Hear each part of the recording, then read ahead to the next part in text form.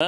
ఏ chief మినిస్టర్‌కి లేనంత ఈ భవంతి కావాలా? అన్నీ ఎక్కడెక్కడి నుంచి వచ్చిన కాస్ట్‌లీ బ బ టాయిలెట్‌లు, కాస్ట్‌లీ బెడ్‌రూములు, కాస్ట్‌లీ కర్టెన్‌లు ఎక్కడి నుంచి తెచ్చుకొని అంత కావాలనే సామాన్యుడిని నేను సామాన్య ప్రజల కోసమని 36 కథలు చెప్పావే ఇయన్నీ ఏంటని ప్రజలు నిలదీస్తున్నారు. నిలదీశారు అసహించుకుంటున్నారు. నిలదీయడం కాదు అసహించుకున్న ఆగ్రహం. ఆగ్రహంతోటి ఓడించారు. ఇయన్నీ పక్కన పెట్టి ఆగ్రహంతోటి అంటే వాళ్ళేంటి ఎందుకు ఆగ్రహం అంటే మామూలు రాజకీయ నాయకులు చెప్తా ఉంటారు. కానీ నిన్ను అలా కాదు. నేను ఒక డిఫరెంట్ రాజకీయ నాయకుడిగా నువ్వేదో పారదర్శకత చాలా కొత్త బ్లడ్, కొత్త నీరు, కొత్త రాజకీయం తీసుకొస్తాను నమ్మారు నేను. నువ్వు నమ్మక ద్రోహం చేసావు. అంటే మరొకసారి ఇలాంటి మాటలు చెప్పే రాజకీయానికి అవకాశం లేకుండా చేసేసాడు.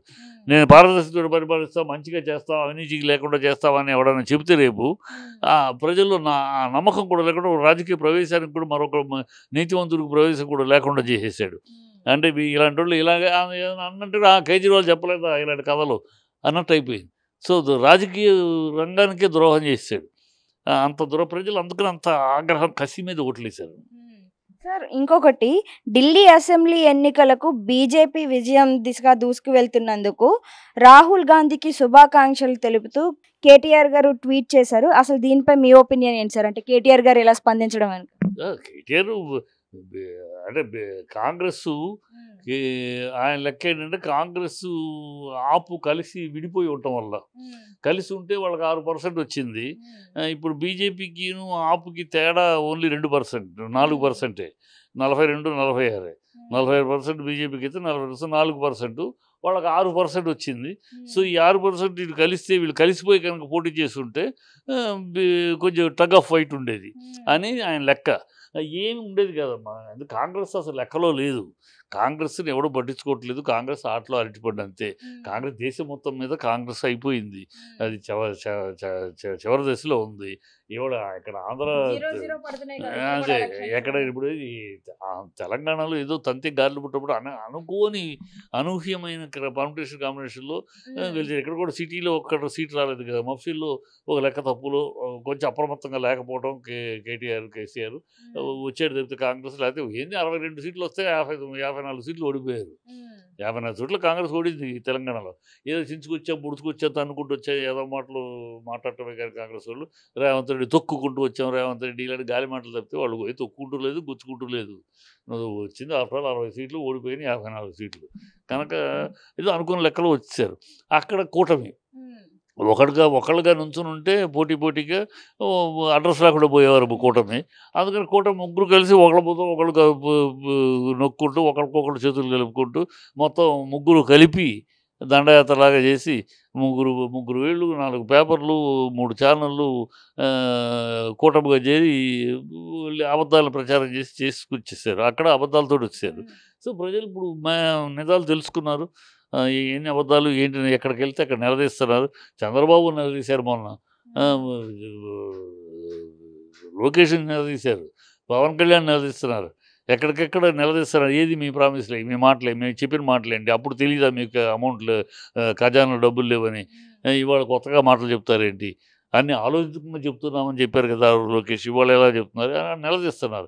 సో, ప్రజలు మంచి ఆగ్రహంలో ఉన్నారు ఇక్కడ కూడా. అరే! ఇప్పుడప్పుడు ఎన్నికలు లేవు కనుక ఒకవేళ ఎన్నికలొస్తే అడ్రస్ లేకుండా పోతారు ఇక్కడ ఉభయ తెలుగు రాష్ట్రాల్లోనూ కూటమి కానీ, కాంగ్రెస్ కానీ అడ్రస్ లేకుండా పోతారు. అంత ఆగ్రహంలో ఉన్నారు ప్రజలు. సో, అదే ఇప్పుడు ఇక్కడ జరిగింది. కేటీఆర్ అనటంలో కాంగ్రెసు లేకపోవటం వల్ల కాంగ్రెస్‌కి థాంక్స్ ఎందుకంటే కాంగ్రెస్ అనేది విడిపోయి సెపరేట్‌గా ఉండటం వల్ల అని లెక్క. ఆయన ఒక సెటైర్‌గా అన్నాడులే. కాంగ్రెస్‌కి అసలు సంబంధం లేదు. కాంగ్రెస్ ఉన్నా ఒకటే, ఊడినా ఒకటే అన్నట్టుంది. కాంగ్రెస్ వల్ల ఎవరికీ నష్టం లేదు. ఎవరికీ ప్రయోజనం లేదు. అది. సార్ ఫైనల్‌గా లాస్ట్ క్వెషన్. అయితే ఢిల్లీలో 27 ఏళ్ల తర్వాత బీజేపీ విజయం సాధించింది. అయితే దీని వెనక ముస్లిం మహిళల పాత్ర కూడా ఉంది అని విశ్లేషకులు అంటున్నారు. అయితే దీనిపై మీ ఒపీనియన్ ఏంటి సార్? ఉందమ్మా. ముస్లిమ్స్ మహిళలనే కాదు, ముస్లిమ్స్ కూడా చాలా ముస్లిం డామినేటెడ్ ఏరియాల్లో కూడా బీజేపీ గెలిచింది. సో, ఇక్కడ ముస్లిము, కులము, మతము కాదమ్మా. ఒక ప్రభుత్వం మీద వ్యతిరేకత, ఆగ్రహం ఎలా ఉంటుందో అది. ఒక వ్యతిరేకత వచ్చిందంటే అంటే వ్యతిరేకత మామూలుగా రావడం వేరు. మోసం చేశాడు అనే ఆగ్రహం. ఈ కేజ్రీవాల్‌ని ఎంతో నమ్మాము, మోసం చేశాడు. పచ్చి మోసగాడు. మాటలు చెప్పి మనల్ని మోసగించి అన్ని అబద్ధాలు మోసగాడు, మోసం చేశాడు అనే ఆగ్రహం. మిడిల్ క్లాస్ వాళ్ళు. ఇక్కడ నిర్మలా సీతారామన్ అంటే బడ్జెట్‌లో 12 లక్షలకి ట్యాక్స్ లేదంటాం. ఒక మిడిల్ క్లాసు దాదాపు 1,60,00,000 మంది మిడిల్ క్లాస్ ఉన్నారు అక్కడ. సో ఆ మిడిల్ క్లాస్లో పనిచేసింది. ఈ 12 లక్షలకి ట్యాక్స్ లేదనేది మిడిల్ క్లాస్ సంపదే కదా అది. సో అది కొంచెం పనిచేసింది. మెయిన్గా మోడీ మీద విశ్వాసం, మోడీ ఆధ్వర్యంలో ఇక్కడ బీజేపీ ప్రభుత్వం ఏర్పడితే రాష్ట్రంలో మోదీ పైన ఉంటాడు, కింద బీజేపీ ఉంటుంది. చాలా నీతిగల ప్రభుత్వం నడుస్తుంది. మిగతా రాష్ట్రాల్లో చూస్తున్న 13 ఏళ్ళు అయిందమ్మా. ఇప్పటికే 2014 నుంచి 11 ఏళ్ళు అయిందమ్మా. ఇంతవరకు ఈ ప్రభుత్వం మీద ఒక్క అవినీతి ఆరోపణ లేదు.